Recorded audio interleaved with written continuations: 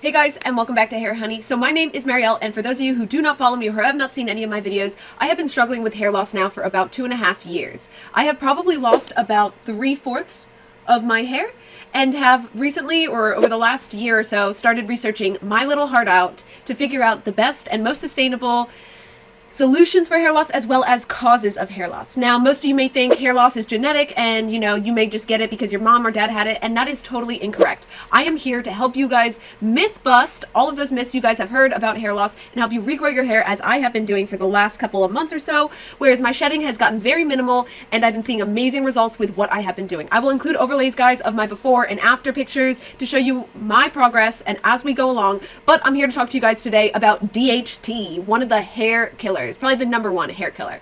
So in this video, guys, we are going to talk about what is DHT, how does it affect hair loss, what are the signs of high DHT, how to test for it, and how to treat for it. So make sure to stay tuned, click the like, click the subscribe, and let's get started. So what is DHT?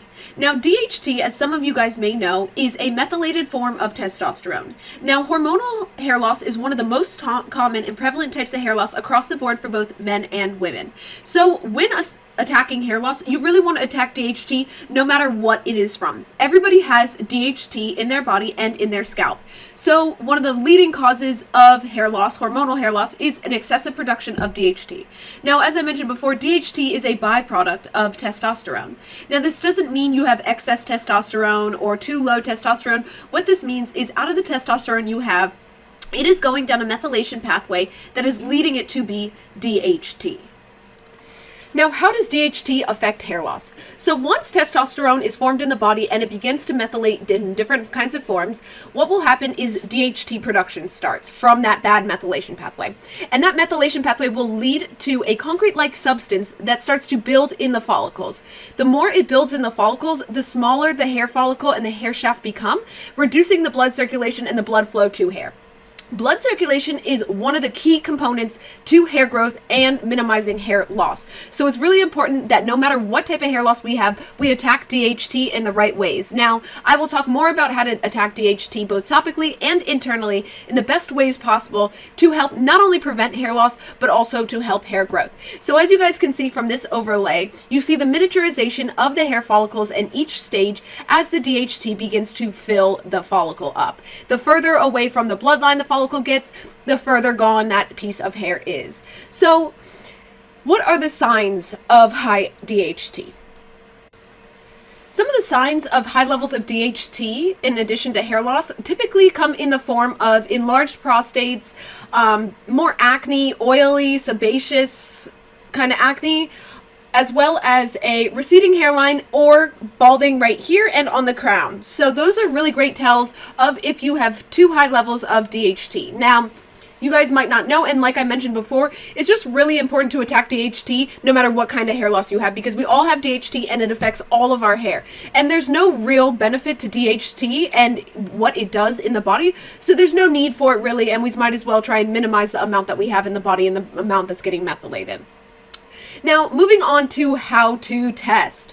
Now, guys, testing is probably one of my favorite things I do for all of my medical issues, just because I like to see exactly what's going on in my body, and it has allowed me to learn that there's so many different kinds of hair loss, and hair loss can stem from so many different things, such as mold toxicity, parasites, gut dysbiosis, candida overgrowth, SIBO. So the range of different things that can be causing your hair loss is like so vast. But either way, attacking DHT is going to be the #1 thing I would absolutely recommend doing for anybody that is just starting off with hair thinning, or that's seen a lot of hair thinning, someone that is new to the hair loss community, or progressively in the stages of hair loss. Attacking DHT by far is the most important thing that I can tell you guys to do.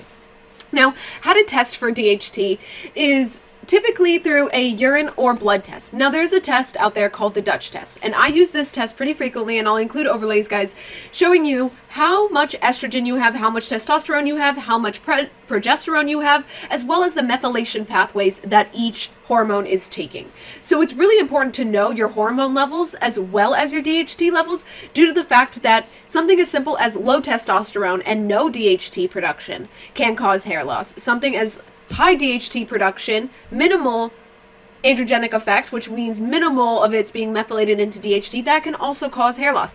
Estrogen, high and or low, can cause hair loss. So it's really important to get tested to figure out what is the best way. Now, blocking DHT while you are going about this process is going to be probably one of the most important things I'm going to tell you in the hair loss series in total.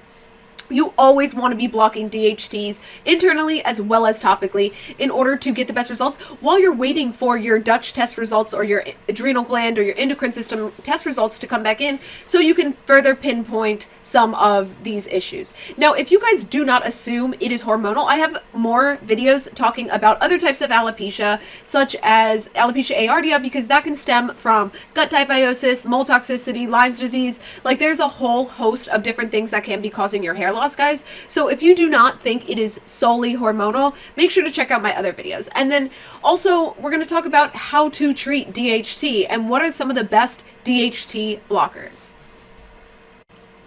So guys, some of the best DHT blockers are going to be ones that you not only apply topically, but you can take internally as well. So for topical stuff, I have actually concocted my own little hair oil, which I now sell on Amazon, or I'm getting ready to sell on Amazon, guys, which I'll include a link down below. But things such as rosemary oil, which rosemary oil is like the GOAT of all herbs for hair loss. Rosemary oil not only blocks DHT, but it helps to stimulate blood circulation. And as I mentioned earlier, blood circulation is going to be one of the main components that is necessary in order to regrow lost hair. So rosemary oil, being the GOAT of all of them, can be added with things such as lavender oil, which is a great one, peppermint oil. Those both not only block DHT, but stimulate blood circulation. But other ones also include saw palmetto, stinging nettle, and horsetail, things like pumpkin seed oil, jojoba oil, castor oil.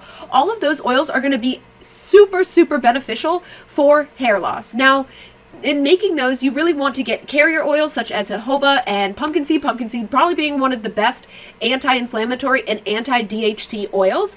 You are going to want to mix that with rosemary essential oils and lavender and peppermint, kind of things like that.